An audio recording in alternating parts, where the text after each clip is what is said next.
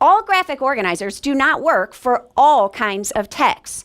Although we want to limit the number of graphic organizers that students are utilizing, we want to make sure to choose the ones that are most appropriate for the genre and the content that they're working with.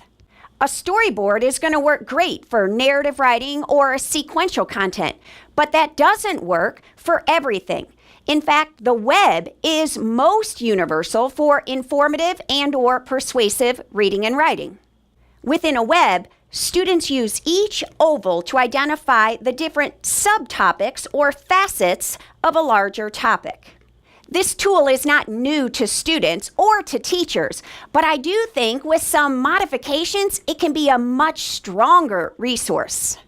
As is, I think most students tend to write whole sentences in these very wide ovals or feel like they need to keep adding more and more and more ovals to their entire organizer. Although the web is a good starting point, I would replace it with the dissected web.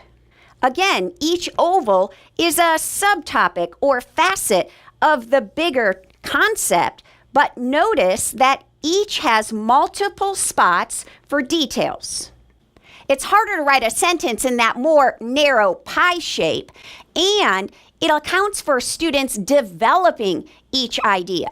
Again, as writers and working with informative topics, so much of the time they're providing different facets of a bigger concept. Like, if they're working with an animal report, then they have habitat details and life cycle details and diet details, and maybe predators can be another facet.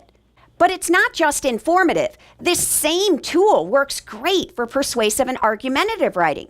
Again, the claim, the opinion, the position is in the middle. And here's reason one with details and facts and examples and quotes. Reason two, reason three. This could be reason four, or it could be the counterclaim. We don't want to expose students to too many graphic organizers, but I think the web or the dissected web is one of those universal ones that you can use as readers and writers with both informational texts and persuasive argumentative.